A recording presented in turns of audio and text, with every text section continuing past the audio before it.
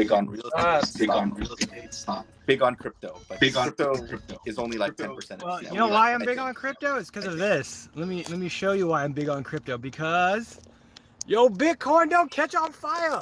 I'm not my property that caught on fire, man. Hey, what percent is your net worth in crypto? Dude, I've been waiting. My property caught on fire freaking March 15th, and the insurance company's still investigating it. Yikes. So I sit here with my house that's been on, sitting like this. Dude, the neighborhood is probably super pissed too. They have to look like because you're not updating it. They look at this ugly house all the time. Quit bringing down the whole and they're still investigating. Yeah, exactly. And the rule of the story is don't use Lemonade insurance because, Lemonade is, and it's cool that they have AI, but when your house actually catches on fire, they're not too good with the service. And I just love insurance, how they charge you a late fee. They charge you a late fee if you don't make a payment on time, but they can take over 3 months to investigate why your house got on fire. Dude, insurance is pretty cheap though, right? It's like maybe $2,000 a year. What, Lemonade? Well, not Lemonade insurance, but like a typical insurance, home insurance. Yeah, normal insurance is like $1,000. I mean, for my property, it was like about $1,000 to $1,200, which is reasonable. Unfortunately, I went cheap, and Lemonade was I want to say like $35 a month. So what is 35 times 12? Yeah, and now they don't pay you. Yeah, that's really dope. Yeah, dude. So it's very unfortunate, I wish my so it sucks, but I'm lucky that I can do a loan forbearance right now because of COVID, which is what I'm doing for now. As soon as they fix it, I want to get out of forbearance, and I don't want to do it. I'm just really lucky that I have. Why get out of forbearance? Huh? Well, I can't refinance and I can't get any other properties. So that's like one drawback to doing the forbearance. I lose like 10 points on my credit score, even though I don't right now need any credit. And that's another reason why I'm so happy I have that Chinese. Markets are expensive. Huh? Markets are expensive, so it doesn't really matter. You could just, Well, I was going to tell you, what's nice is I don't really rely on my credit right now because I got that Chinese. Oh, right. Right.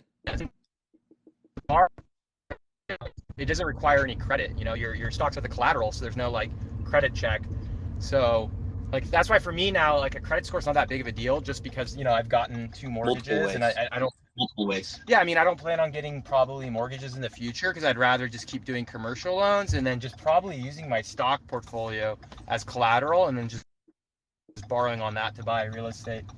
By the way, that advice you gave. I will pursue it. I will pursue it. Which advice? The student loan to interactive brokers, margin loan. Yeah, get a tax deduction. Yeah. I've spoken to a few people. Yeah, how big is your portfolio right now, approximately? My net worth is $578K. No, but that doesn't include your stock. How much is your stocks? Yeah, your stocks not including your IRA because you can't borrow on your IRA. So what is your portfolio value? So what's your portfolio of just stocks? 90. But I deployed 25K. So about 75. 75-ish. Yeah. So you're going to get the better interest rate and you're going to pay lower fees though if you can get your stock portfolio. I would wait till you can get it up to $100,000 and then borrow. I will be able to get it. Borrowing from the student loans, they'll give me $60K a semester. And then you're going to buy stocks with it and then take the margin. That is so smart. Okay, so I'm not buying stocks. I'm doing what you talk. But you can't get the loan then. No. But you guys, go ahead. I'm doing the workaround. What's the workaround? We're gonna be buying that. Short-term bond fund. Oh yeah, and then you're gonna get a margin on the bond fund. That is smart. Okay. And then the bond fund, I'll liquidate if the market falls. If the stock market falls, I'll liquidate the bond fund, and then I'll deploy that. If the market falls. Okay. Yeah. No, that's a cool strategy. Now, you could take a little more risk. Why don't you do like 50% the bond fund and then do 50% PCN so you get like a 7% yield? Sorry, what's PCN again? PCN is that corporate bond fund. You're gonna have to do your own research, but it does pay a 70. No. But it's stable. You can put a stop loss. You can put a stop loss on it. So it sells out. The thing is they can actually fall. I don't like to do stop losses. Oh, you don't? Okay. Yeah. I just.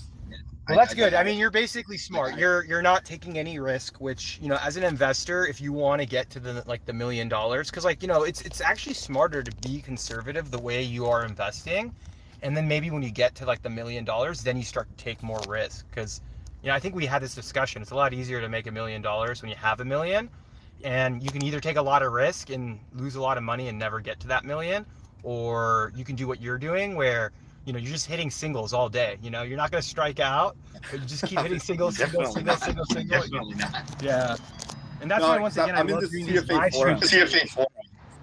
I love doing these live streams with you because, once again, I feel like I'm pretty risky, and I want my audience to kind of like, you know, like they can learn from people that take on less risk. And honestly, God, I really like your strategy. I think what you're doing is really smart. You don't have to do home runs. You don't have to do home runs, right? Yeah. No. If life's good, like, you just have to do the bare minimum, and you'll be fine. Yeah. Yeah. You take less risk, and you just, you know, you consistently invest, and yeah, you get there the slow and steady way. You know, it's the turtle and the hare, right? Right. But I was actually wondering, how would you allocate your money in real estate, stocks, and crypto? Like, how is it broken down for you? For me, it's mostly real estate. Yeah, I want to say it's like 70% real estate, probably 20% stocks, and then 10% crypto. But what's crazy is I didn't net equity for real estate. Oh, I don't know, a couple mil. Like, I don't want to probably give you an example, but I for sure have a couple. I'm just saying, like, is it like total assets versus net equity, or like which one? Hold on. Like that. Okay, hold on. Does it include mortgages or? Yeah.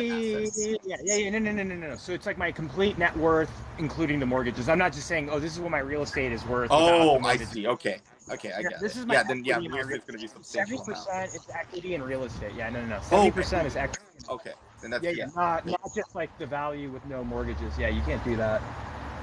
So yeah, okay, that makes sense. That makes more sense. Yeah. No. So that's why, like, more impressive. It's easy for me to take a lot of risk in stocks and crypto because I have so much net worth. And real estate stable cash flows. Until your house catches on fire. Yeah. I was always like, oh, real estate is easy money. Real estate is safe. Crypto and stocks is a lot of risk. But you say that until, like, okay, so I don't know if I told you, I had to pay like $3,000 to get my tenants out during COVID. Mm-hmm. So I had that, and then my house caught on fire. So I don't know, real estate and stocks, Bitcoin and stocks, crypto and stocks so far have been a much better investment. Oh, really? Well, I mean, because there's no work. Crypto for sure, right? Yeah, crypto for sure, but even stocks, because, like, you know, my trading strategy, I think it's the same as yours. It's just buy it and then forget about it, right? Like, I'm not day trading. I'm not trying to get in and out. I'm not scalping. You know, I'm just buying and accumulating assets. And whenever I'm selling, I'm just what is it? Tax loss harvesting. So if I'm usually just selling losers, so I get a tax deduction. Yeah, I can't even tax loss harvest because most of my stuff is in like retirement funds. But also you have way better stocks. Like, I buy a lot of crappy stocks that, like, you know, they go down in value, and that's why I'm like, you know. Because if I had bought more like Facebook and Amazon and Tesla, like, I wouldn't be able to tax loss harvest, right? I'm only selling like bad stocks, like Nikola. I bought Nikola Motors. So EV stocks, eh? Yeah, exactly. When you buy like crappy stocks, then it's more likely you're going to be forced to sell them, because at a certain point, like, you know, Nikola, once it was like pretty obvious it was a fraud, I was like, all right, I'm dumping this. I'm out. Yeah. I never participated in any of the meme stocks. never touched any of them. But I went to a few, like some college kids invited me to like one of those Skype calls, or not, no, Zoom calls, and they were like trying to like tell me more about EV stocks. I'm like, dude, none of those make any kind of profits whatsoever. They don't cash flow anything. So I'm sure they got burned. No, it's funny is when I was talking to you, you kind of brought that up with the chip makers. And actually, you encouraged me. I was like, "Holy crap, you're right!" Like, I've been bearish on Intel, but you're totally right. Intel makes way more money than the rest of them. The rest of them are just like hype. You could, I don't know. You just Google their profits, and you can see the difference. But the thing is, AMD has like a 2-year advantage over them in terms of technology. So, how did you learn all of this? I'm really impressed that you have this. I read a lot. I read a lot, right? For work, right? Hence the name nerd. By the way, I don't know if you can see my background, but I love this. Let me move out of the way so you can read it. 50-40-10. 50-40-10. Yeah. What are your thoughts? You want to talk about it a little bit? Let's talk about it, because I'm pretty sure you already do this, right? Like most successful people that I meet and I talk to, I feel like they follow this, right? Yeah. Except you got to factor in. 30% goes to taxes. 30% goes to taxes. So that's what's missing there. But I'm guessing if it's net of tax, yeah, that makes sense. Yeah, and like let's just say it's $1,000. Let's just say you make $1,000 after taxes, so about $500 should be going to like your rent and like your living expenses. Right? Like you shouldn't be paying more than $600 of rent. If you're making $1,000 and you're paying $600 in rent, you're already doing something wrong, right? So you want to make sure. Let me give some stats on that, because I actually read. So in LA, so traditionally you want 35% to go to rent, right? Or rent or housing expenditures, right? But in LA, it's actually like closer to 50%. That's how bad it is in LA, just for rent or housing expenses. But yeah. But see, for me, like I don't care how much money I make getting roommates. Like I don't like the idea of living on my own, just because like then my utilities 100%. Like there's just like a lot of living expenses that becomes 100%. So like I can understand you don't want to live with 4 roommates, even though I'm okay with it. Like I'm that much of a hustler that I could be totally happy. I mean, I used to live in a 6-bedroom house, and I rented 5 rooms, and I rented to a couple, so I literally had 6 roommates. So there's like 7 of us living there, and like there's like some inconveniences, right? The house is not like as nice and whatever, but I was living there rent free. Those 6 renters were paying my mortgage, and I was making like $500 of cash flow. And I know a lot of people, and like hopefully my brother doesn't watch this, but like my brother's like on a high horse. He'll never have roommates. He's gonna drop $2,000-$3,000 on rent, live by himself, have to buy all the furniture, because like that's the other cool thing. If you have furniture, if you have roommates, they might bring in some furniture and stuff to like split. Your expenses go down. And, I think when you're younger, it makes sense. So when you probably did it, it made perfect sense to do it. But like as you get even older, I feel like we're social animals, dude. We lived in a tribe. We used to live in tribes. We used to have to live with 6 or 7 people, or you get eaten by animals. What's up, man? That is one good point. Like you feel more secure when there's more people. So pros and cons, right? But the thing is, if there's not enough bathrooms, then you get an issue. And I'm going to give a shout out to one of my followers. She's like, we had roommates pay for our mortgages by living with us. We practically never saw them. So like, that's the other key. Like if you're the landlord, just pick the right roommates. You can get the right roommates that like, hopefully, you pick your neighbors. And like maybe you have to charge, and maybe you charge a little less rent, but then, they don't drive you crazy, and, they're actually people you don't mind living with. But I mean, once again, if you live in LA, I understand that most people are like, oh, well then like 50% of my, income needs to go to rent. But it's like, if you really, really want to get to financial freedom, if you can change your mindset and you can be happy with, instead of, let's just saying, once again, instead of making your rent, $600 to live on your own, if you can find a roommate and make it $300, I mean, why not? Especially if it's a good roommate. Like I had a roommate that was a patent lawyer, and it was so dope. I learned so much stuff from him. so it wasn't just like, he was my tenant and like I was obviously getting money for him, Right. but like even now, like, he invited me to his wedding. I got to go to a sick wedding in Greece because I rented to him. But it's also like, like I can hit this guy up now. Like I live by myself. Like I would have never met this really cool attorney. Right. Yeah, but that's a cool. Yeah, so you have kids now, right? No, And no so it's kids yet. understandable with kids. No kids yet. But I would still get like maybe like a roommate and make them a live-in nanny, so I don't have to take care of the kids. I'd be like, all right, here, I'll discount Wait, your rent. Come live with us. they have a word for that. Huh? Like you basically hire them internationally and you pay them like $3 or $2 an hour or something like that. You've never heard of that term? So you can go to Mexico. I mean, if you really want to go down this rabbit hole, because in Mexico they work for like $12 a day. So you can literally go to the San Diego. This is legal. This is legal. This isn't like you're using a legal thing. It's like they're like a foreign exchange student, or like they're trying to learn the English language. You're right. I forgot. Yeah. And they're called like it's Miss Au Pair. Someone in my chat knew it, and I was like, I think it's spelled AUPAIR though. Oh yeah, I've heard of that. I've heard of it. Au pair, yeah. So but another advantage. So let's go down this rabbit hole because I actually kind of like this conversation. But like, I feel like language is huge, right? And like, what was cool is we were well off enough where my parents could afford a live-in nanny. And like another benefit is like my sister's like almost fluent in Spanish because like, our nanny didn't have great English. So, I learned a little bit of Spanish. My brother learned a little bit of Spanish. And because my sister spent the most time with the nanny, she's fluent.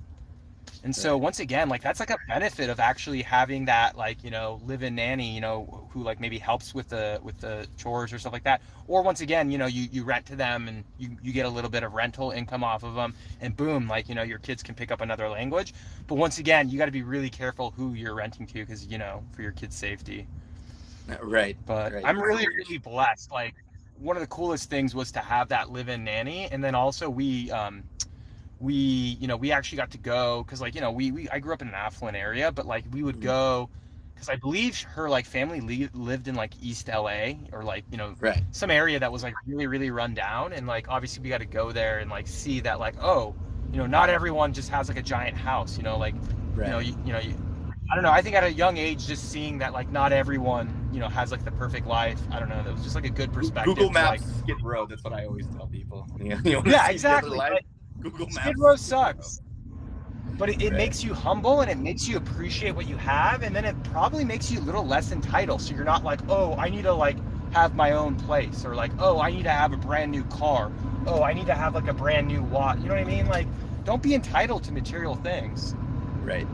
You know what's funny? So I didn't live in the U.S. when I was younger. I lived in the Philippines, right? But over there, you could get like a live-in nanny for a lot cheaper than what you guys probably paid. So over there, you could probably pay, I don't know, $2,000 a year to someone to take care of your kids for the whole year, and they live with you. So that's how much it costs, and that's what we had when I was growing up. They would give me I would have something like if I needed a hot dog, someone to make me a hot dog, they would do it for me just by like asking them. So it was like awesome. Like growing up as a kid in the Philippines, you really had like it was like living like a king, and that's what I miss even to this day. Yeah. Another advantage, like I rented to a guy that was like a chef, and so he cooked a lot. And I saved so much money not eating out, and then also just having a roommate that like was a really good cook and like eating healthy. I had another roommate that was like into bodybuilding and fitness, and once again, like I was actually fat and out of shape, because like I was a college athlete and like everything was like structured for me. So obviously I got out of college and got out of weight. So I don't know. I mean, it just really depends on like if you rent to like a deadbeat that does drugs, like rent money.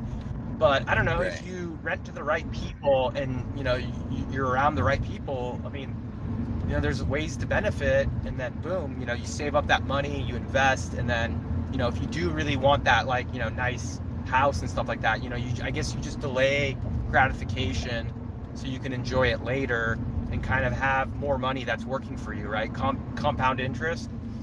Right. That's exactly what I'm I'm doing well. I'm just waiting for better prices. Like I've had money for like a very long time. I didn't know rates were gonna go low, so I got screwed there. If I had known, hindsight, right? But Always the best. I feel like in LA, the number one is like, okay, fine, rent. And then the number two is like your car, right? Like car expenses, right? I'd say Especially taxes. like with Taxes is insurance probably and more than your car. well, you can't get around your taxes. Like the taxes is like, you Yeah. can't say I want to pay less taxes. You can Right. get No. a No. No. less nice car. You Exactly. can get like, you know what I mean? Like you can cut other stuff. You can't really cut your taxes, No. And then once When again, you're it's all your making mindset. 100K, you can't. Right. It's substantial what you can do because you could tax defer like But when you're making $30,000. 100K, when you're making 100K, you could become entitled and be like, well, I make 100K. I need to live in a That's the problem. $4,000 place. That I is need the to problem. drive, I need to drive this nice car. And Instead of minimizing your taxes, you're increasing your car expenditures. So yeah, you're right. That's exactly what happens. and I drive a $9,000 car. So guess what? When like I don't know if I told people, but I went to Mexico and someone broke my freaking window and like stole stuff out of my car. Like I wasn't upset because I'm like it's a $9,000 car and like to replace the window is only like $200. But like I'm sure if I had like a Tesla, first off they probably would have robbed more stuff out of the car because like my car's a POS. But I don't know. You're just like less of a target. Like I don't have Right. nice watches for steal. I don't have nice clothes, nice shoes. I really don't have anything that's nice other than maybe Yeah. Yeah. Me too. Me too. I my had a phone. My choice phone all the between time. I feel a like Rolex. exactly. So I had a choice between a Rolex and stocks, and I chose to buy stocks. But I bought Carnival Cruise Lines, and it bit me in the butt. and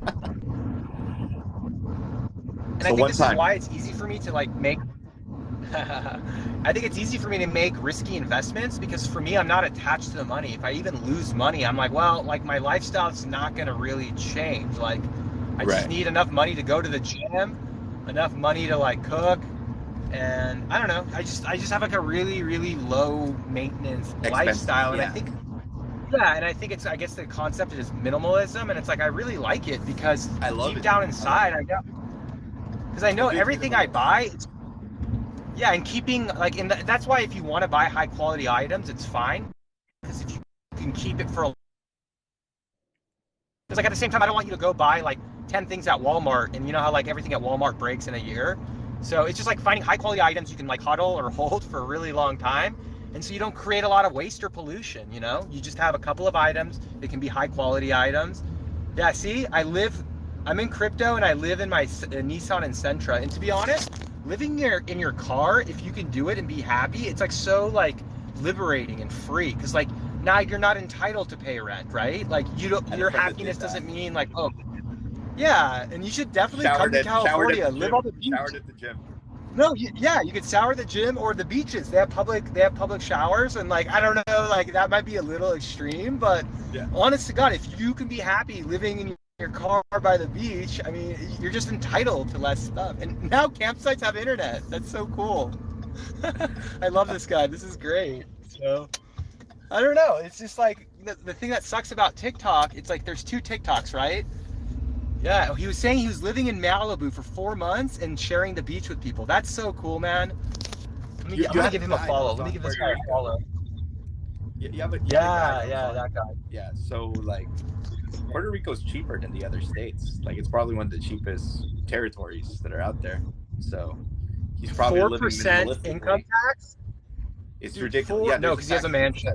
So there's two ways. He has a You could do mansion. corporate. You could minimize corporate tax, or you could do like I don't know. There's two ways to act for it to act as a tax haven. One is through corporate income tax, and the other one I forget. But yeah, so he's probably milking it over there, where he's just making a lot of money through FBA, or that's what he does, right? Yeah, he was like doing Amazon businesses. I gotta get him on, and if you want to follow him, you should interview him, man. Like it was really interesting because, like I said, I have no background or I have no expertise, and what's so cool is like I was like asking him all these questions. Like, I'm not gonna buy his class. Like, I'm just gonna ask him a bunch of questions and learn, as much as I can for free. You know what I mean? And he's cool enough. He was sitting there and like he was really like giving good information and. Yeah, that's the goal, man. Like, I really hope like I can use my TikTok to just talk to really smart people and get as much free information as I can. And once again, you know, you guys can go on my YouTube, just throw it on YouTube, and you know, if you like it, use it for free, and you know, learn. But I'm literally pursuing that. Like I'm taking a FBA course right now. Like I'm Nice. probably gonna Okay, finish let me up know. You should within. definitely follow him. I I'm couldn't. following him on my Okay, followers. so I couldn't click his account name. His account name wasn't Yeah, showing. what you do is click on me and look at my followers, and I believe I recently followed him, so he should come up. He should be at the He top. should come up, Okay. but if not, I'll DM you. I'll DM you or send you a screenshot so you can Yeah, follow him. And definitely, if you go live with him, you know, you save that live stream and send it to me, and I'll throw it up on my YouTube. I gotcha. So that's really, yeah. But so this is a cool question. So you live a modest lifestyle, but what's the motivation to make so much money? So for me, I'm not gonna lie, it's to fight climate change. Like I do believe in pollution and climate change. So I do want, like, what's the point of like raising kids and, you know, like let's just say I have billions of dollars, but I don't have free, you know, like I can't breathe clean air. You know what I mean? So, and then I do also want to invest in like biotech technology because like, you know, it'd be cool to like use your money to fight cancer or, um, you know, like I know when I get old, like I've never been able to do a slam dunk, but I do kind of want when I'm really old to have robotic legs so I can do like LeBron James windmill dunks. So, you know, like there's really cool stuff you can do in the future. And also politics, I feel like our political system's really like corrupted, but like you can't really do anything unless you have money to honestly buy politicians.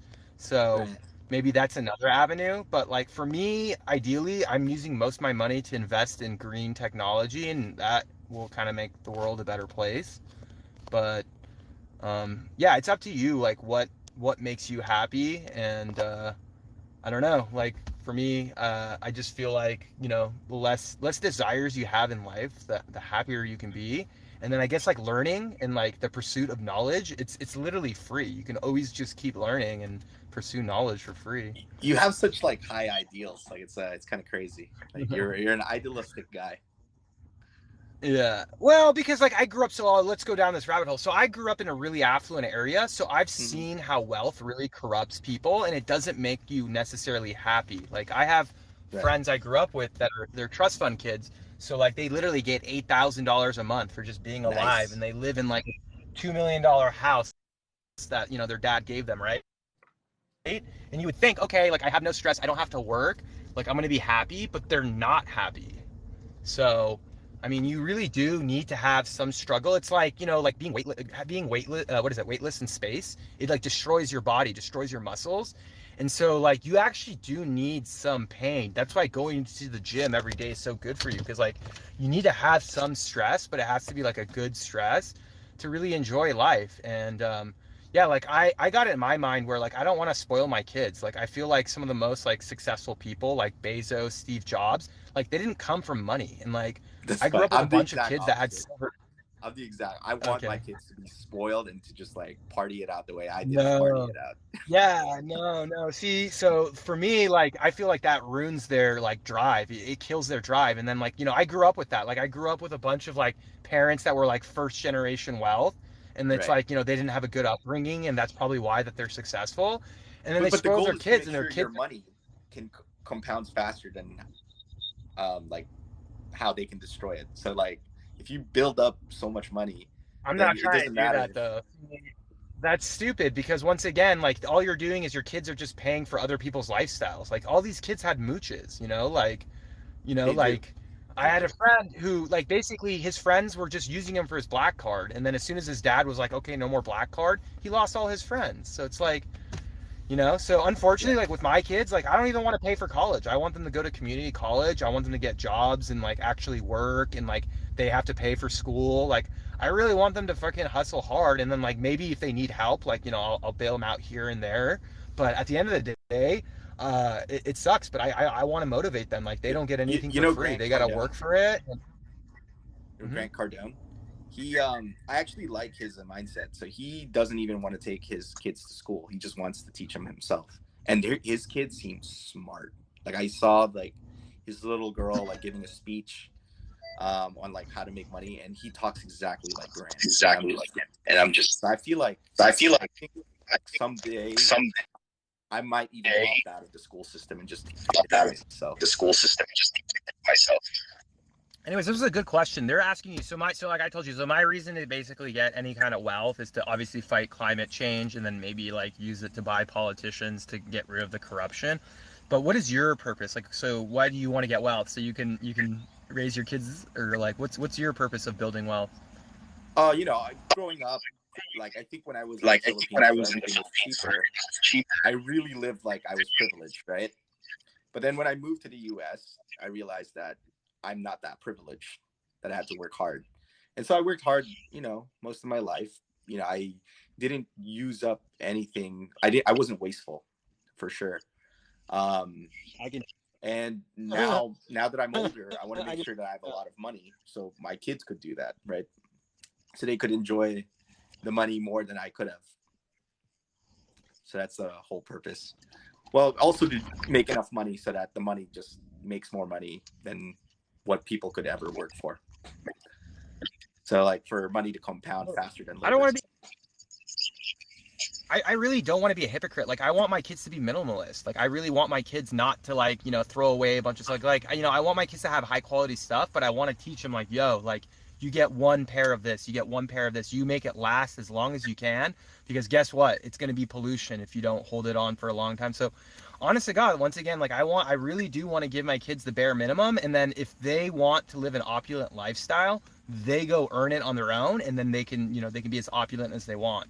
But for me, I want to show them that like, look, I am the opposite of opulence, and then use my wealth to help other people and let other people also like, pull themselves up. But like the main reason I want people to invest is to actually do what I'm doing and invest in green technology.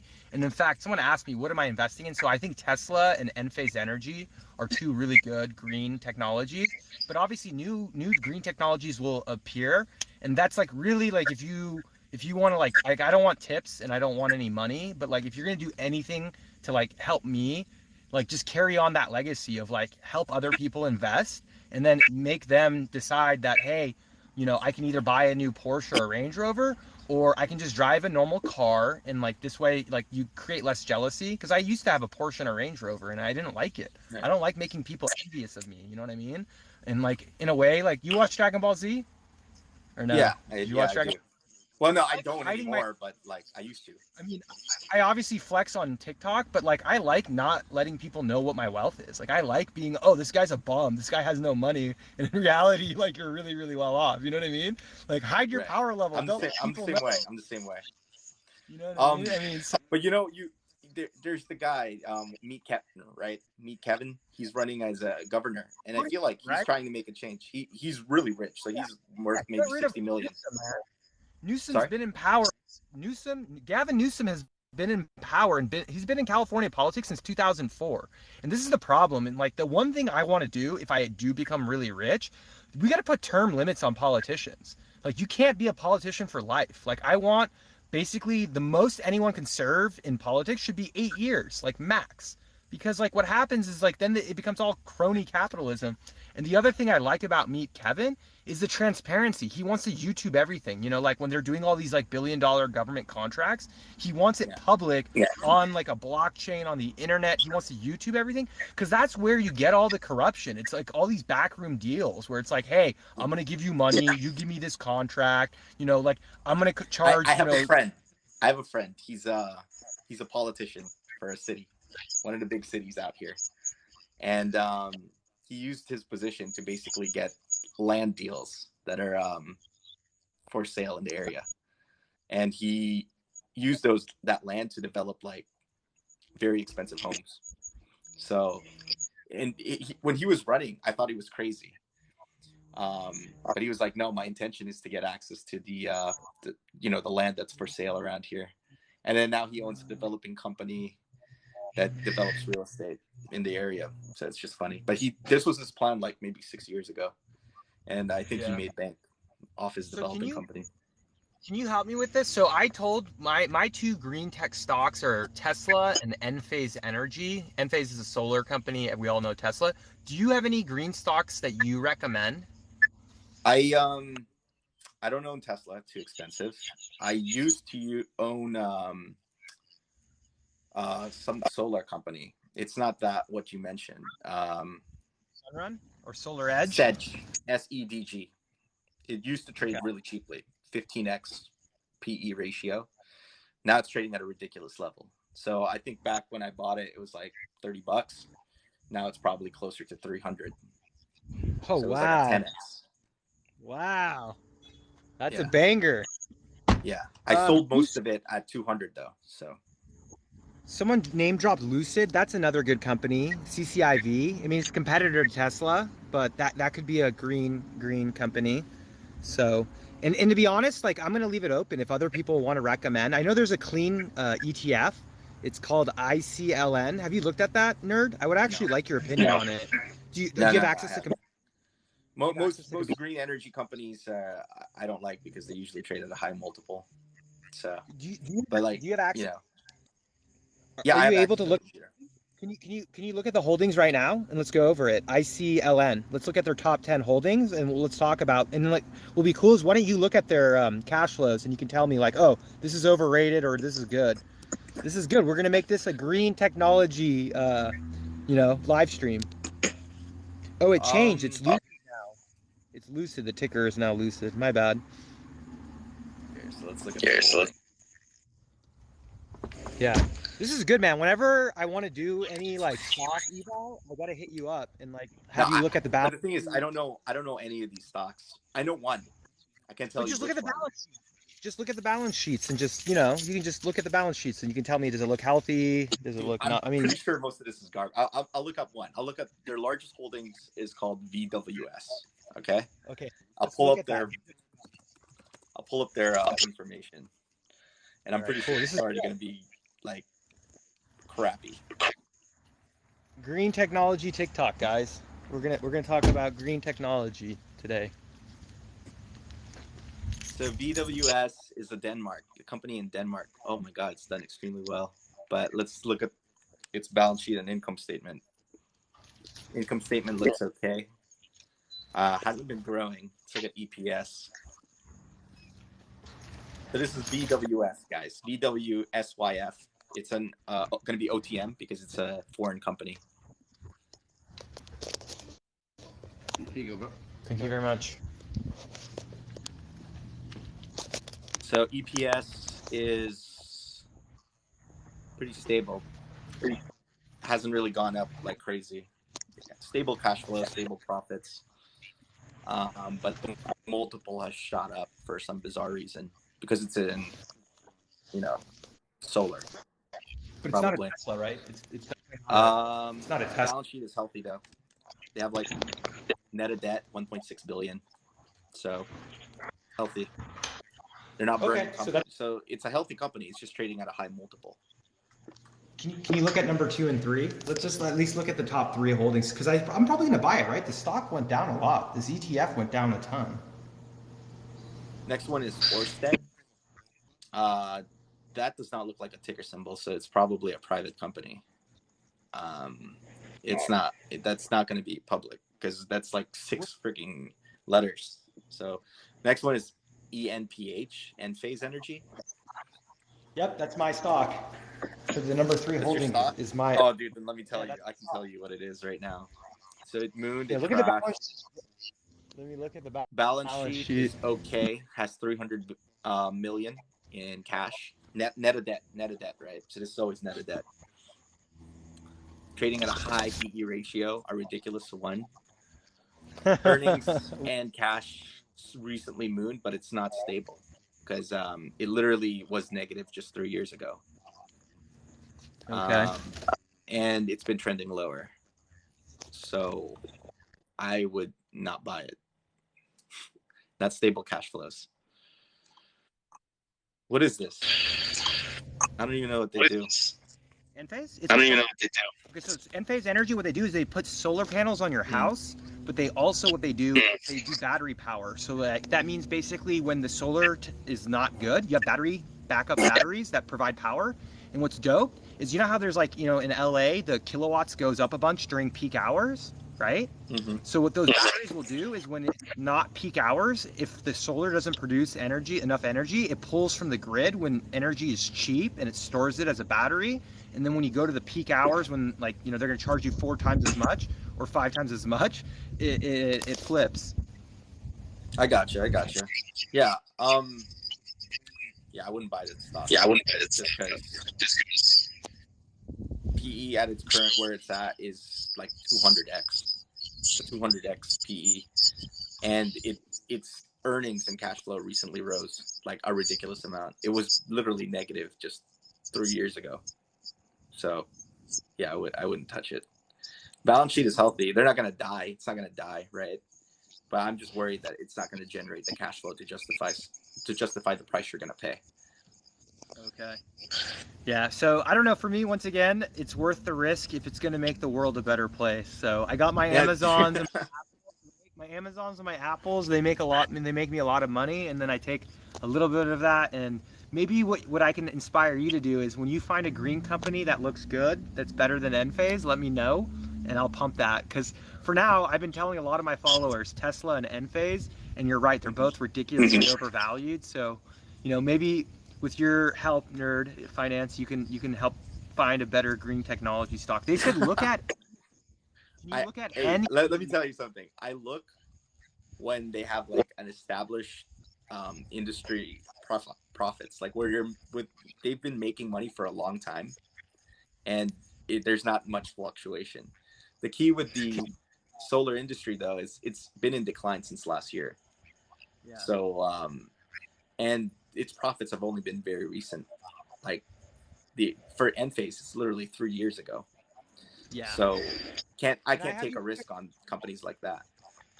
Because I'm gonna have to go, guys. So if you guys want, jump into his chat and you can ask him these questions. But there's 2 more companies they asked me for you to look at. One is NEE, so NEE, and the other one is I can't comment on NEE. What's the next one? GFL. Why can't you comment on NEE? Oh, just I don't know. GFL. Let's go with GFL.